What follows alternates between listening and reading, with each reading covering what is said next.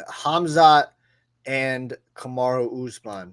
So for Khamzat, obviously the talk around it was championship, right?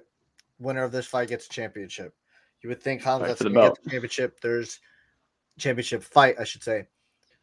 Strickland has then come out and said, I don't think this guy deserves shit. And these guys have trained before. They both know, how that went. But again, that's practice. That's training. As Mr. Allen Iverson said, we talk about practice. We talk about practice.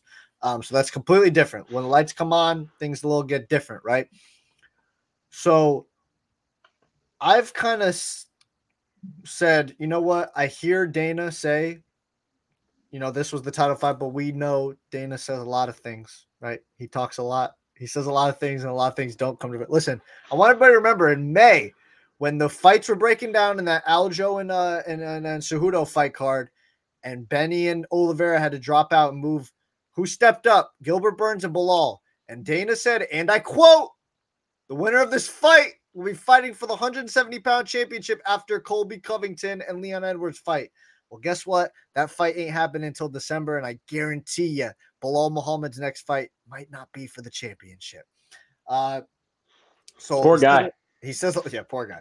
He says a lot. Listen, you took the fight. Listen, you gained a lot of favor there, I bet. We've talked about it before, but I would go in this direction, right? He broke his hand. Let's say in the case he broke his hand, right? He's going to be out for, a couple of months or so. You got to put a fight on now because Strickland's a guy who likes to be active, right? There's a guy over there who's got a more impressive resume than Khamzat, if we're going to be honest, who beat an actual middleweight, a former champion, middleweight champion.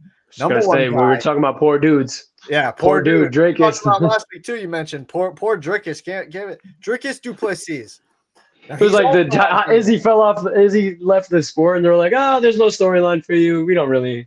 We're good with you. You're not that popular with everybody else. Now Kamaru's coming out though, and he says UFC 300 co-main event, me versus Dricus. I don't think Dricus is waiting from July to UFC 300, which is going to be around late March, maybe April or May time. So Dricus, and I also don't see what Dricus gets from fighting Usman. Like, what does he get? Like, he was just in line for a title shot. Now you want to tell me you want me to fight this guy that's going to be propped up for a title shot if I lose? No. Give me the title shot. Yeah, he's lost three of his last 3 fights. I can't do it.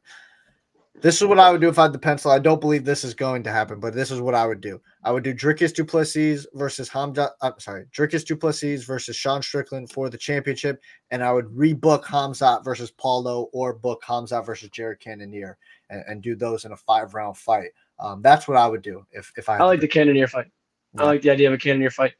You can even go Vittori too. Like, honestly, these guys, like, just somebody who's like, yeah, Kamaru's a wrestler. Don't get me wrong. Like, he's one of the greatest wrestlers, one of the greatest people debate him for the greatest welterweight of all time. I'm going to always stick a stand in and say GSP, but hey, you know what I'm saying? But at the end of the day, it was you want to see where he stands in the middleweight division, and that is not anything to take away from Kamaru at all. But, okay, Kamaru wins again, or Khamzat wins against Kamaru Usman. Great. Where do you rank him? Is he better than these guys? Maybe. I think so. If you want to say, look at resume for resume, bar for bar, Khamzat beat this guy. So, yeah, if you want to do fight math, which never adds up, we all know that, then Khamzat is ranked higher than everybody else in the division. But we all know that for a fact may not be the case, although he does look like is on his way. But you got to give us a test. Give us something. We're not complaining. We saw a great fight. We enjoyed it, and I would love to see Kamaru hang around in middleweight, but it's just like I said, Khamzat fight, it's like, great, you gave us a few answers, but we still got a bunch of questions. No, I hear you there.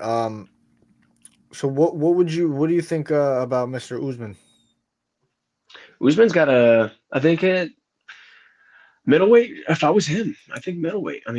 He's done everything at welterweight, really. If you're telling me he gets a chance to avenge his loss against Leon, which difficult to get after losing 2 fights, but other than avenging that loss, what really else does he have to do at welterweight? Get propped up against young prospects, and hopefully for the UFC loses. because no, like let him continue his legacy at middleweight and continue to build a pretty significant resume for, like you said, for your point. I mean, Izzy's no longer there anymore, so Mm-mm. it would be a cool run to happen.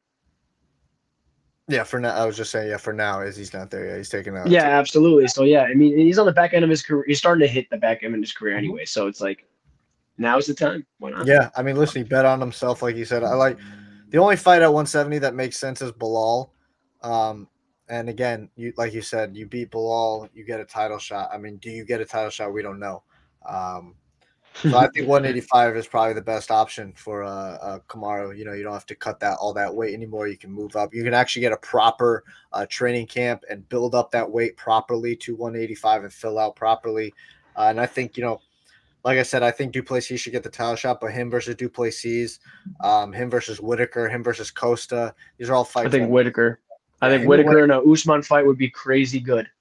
yeah, Coming off two fight skid, couple fight skid for Whitaker as well. yeah, You Whitaker. know, so that would be a great thing. Like two legends, two former champions, two guys trying to reestablish their Two former careers in the welterweights. middleweight division. Two former welterweights, too. Exactly. So it's like it would be. I think it would be something that you could sell to fight that people would love to watch, and then you know, maybe Bobby Nux get back to his wrestling game too when he fights Hey, now. Kamaru. Hey, You know, now. who knows? You Hey, know, now. maybe. But Um, we see what got him there in the first place. But yeah, we'll see. yeah. So yeah, that's gonna wrap up what's next after UFC 294.